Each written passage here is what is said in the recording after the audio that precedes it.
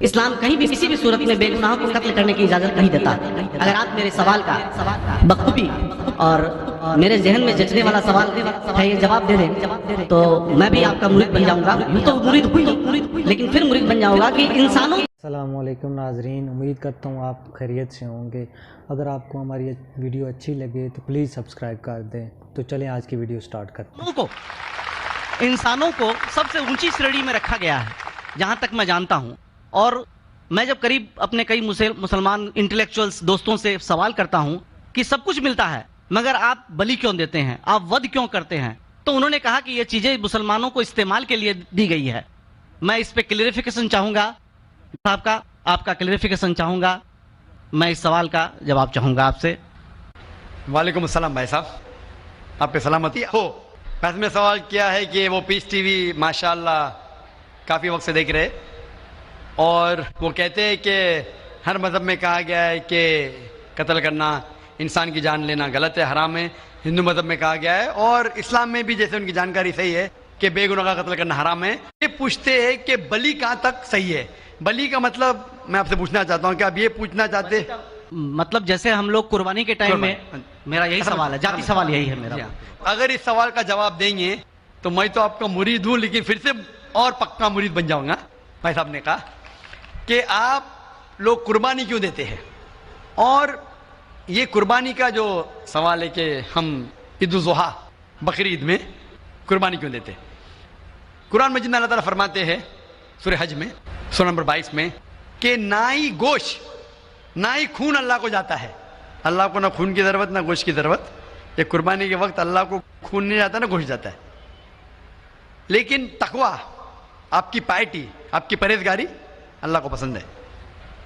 آپ اگر دیکھیں گے کہ عید الاضحیٰ کے بارے میں کیوں ہم قربانی کرتے ہیں، اور واقعہ جانیں گے ابراہیم علیہ السلام کا، کہ ابراہیم علیہ السلام کو اللہ سبحانہ و تعالیٰ نے اس وقت بت پرستی بہت عام تھی، بت پرستی بہت عام تھی، اور قربانی انسانوں کی بہت عام تھی، اور ہندوستان میں بھی عام ہے۔ آج بھی ہندوستان میں کئی دیگر مذاہب میں لڑکیوں کی قربانی دی جاتی ہے، بچوں کی بلی دی جاتی ہے۔ کیا آپ چھوٹے بچے کا قتل کرو، عورت کا قتل کرو، بلی دے جاؤ اور بھگوان خوش ہو جائیں گے؟ کئی جگہ، الحمدللہ مسلمان میں نہیں ہے۔ تو اس وقت ابراہیم علیہ السلام کو اللہ نے پوچھا کہ آپ کو سب سے زیادہ عزیز اس دنیا میں کیا چیز ہے؟ تو انہوں نے کہا کہ میرا بیٹا۔ تو انہوں نے پوچھا کہ آپ اپنے بیٹے کی قربانی دے سکتے؟ اپنے پیغمبر ابراہیم علیہ السلام تو بیٹے کی قربانی دے سکتے؟ تو وہ چونک گئے، اور اللہ کے پیغمبر تھے، انہوں نے کے بیٹے سے کہا، بیٹے نے کہا بے شک اللہ کے لیے آپ میری قربانی دے سکتے، آپ اپنے آنکھ پہ پٹی ماننا۔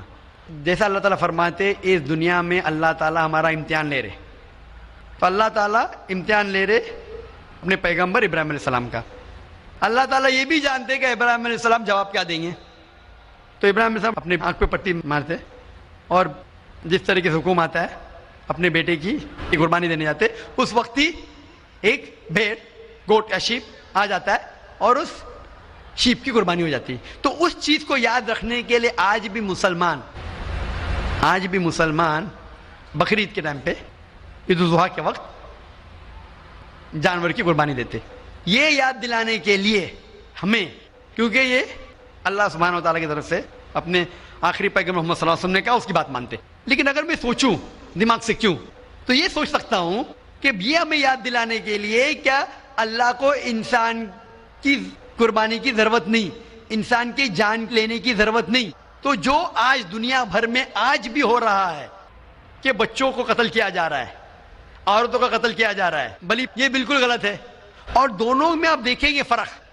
اگر کوئی دوسرے مذہب میں، یا ہندو مذہب لو یا دیگر مذہب لو، اگر کوئی جانور کی بلی چڑھائی جاتی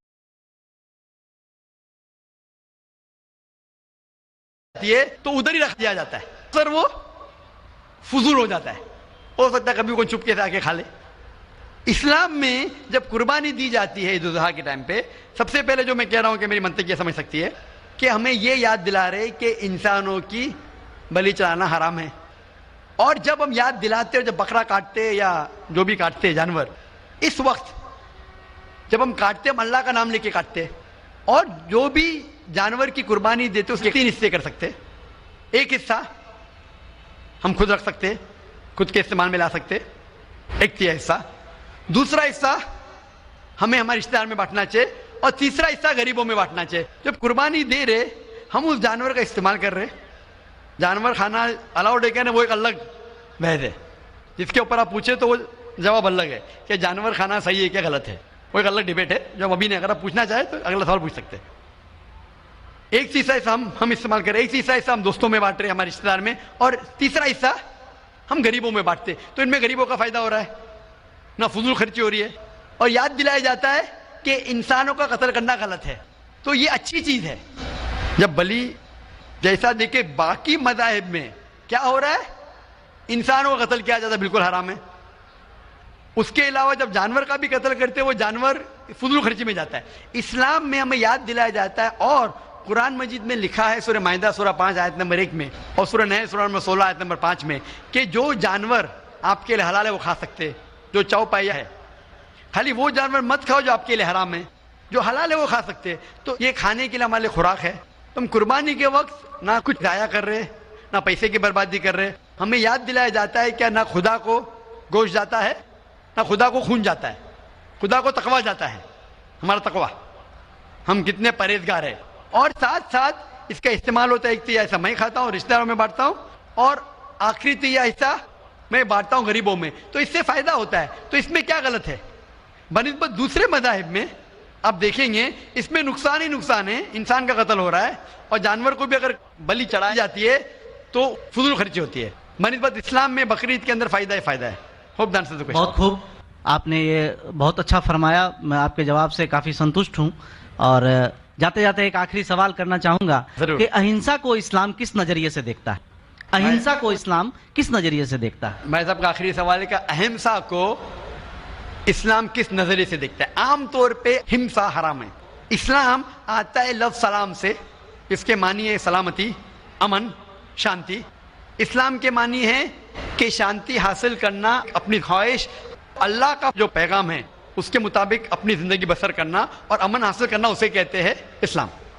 ہمسا عام طور پہ حرام ہے. لیکن اگر مثال کے طور پہ ہم دیکھتے ہیں ہر دیش میں قانون ہے کہ چوری مت کرو, کسی کا قتل مت کرو, لیکن قانون کے علاوہ پولیس بھی ہے کہ اگر کوئی قانون کو فالو نہیں کرتا ہے, کوئی چوری کرے گا تو پولیس اس وقت زبردستی کر سکتی ہے, پولیس فورس کا استعمال کر سکتی ہے, پولیس کبھی کبھی ہتھیار کا استعمال کرتی ہے امن اور شانتی برقرار رکھنے کے لیے دیش میں. اسی طریقے سے اسلام میں ہمسا عام طور پہ حرام ہے, لیکن ہر انسان شانتی نہیں چاہتا ہے. کچھ انسان جو اشانتی چاہتے ہیں اور جو اللہ کا فرمان پہ عمل نہیں کرتے اور شانتی کو بھش کرنا چاہتے, اس وقت اسلام اجازت دیتا ہے کہ آخری مرحلے پہ آپ ہمسا کا استعمال کر سکتے شانتی لانے کے لیے. ہمسا کا استعمال کر سکتے شانتی لانے کے لیے, خود کے فائدے کے لیے نہیں. اسی لیے عام طور پہ جتنے بھی آپ نے دیکھے ہوئی ہیں جو جنگ اللہ کے رسول لڑی, اکثر وہ تھا سیلف ڈیفنس میں. اگر کوئی چور میرے گھر میں گھستا ہے اور میری بیٹی سے بدتمیزی کرتا, میں کیا کہوں گا؟ میں ہمسا میں مانتا ہوں, میں ہاتھ نہیں لگاؤں گا. میں میری چوڑیاں نہیں پہنا ہوگی ہاتھ میں, مسلمان ہوں لیکن چوڑیاں نہیں ہاتھ میں پہنا ہوں. آپ کے گھر میں کوئی چور گھستا ہے اور آپ کی بیٹی سے بدتمیزی کرتا, آپ کیا کریں گے؟ جی ہاں, میں مقابلہ کروں گا. مقابلہ کریں گے, ہاتھ بھی اٹھائیں گے نا. اس طریقے سے ہمسا کا استعمال آخری مرحلے پہ اگر دوسرا کوئی چارہ نہیں ہے تو استعمال کیا جا سکتا ہے حق کے لیے, نہ حق کے لیے نہیں. دوسرے کو تکلیف پہنچانے کے لیے غلط ہے, دوسرے کا مال ہڑپ کرنے کے لیے حرام ہے, لیکن خود کے بچاؤ کے لیے یا امن حاصل کرنے کے لیے ہمسا کا استعمال کیا جا سکتا ہے. لیکن اصل میں اسلام آتا ہے لفظ سلام سے, جس کے معنی ہے سلامتی, امن, تاکہ دنیا میں سلامتی پہنچے.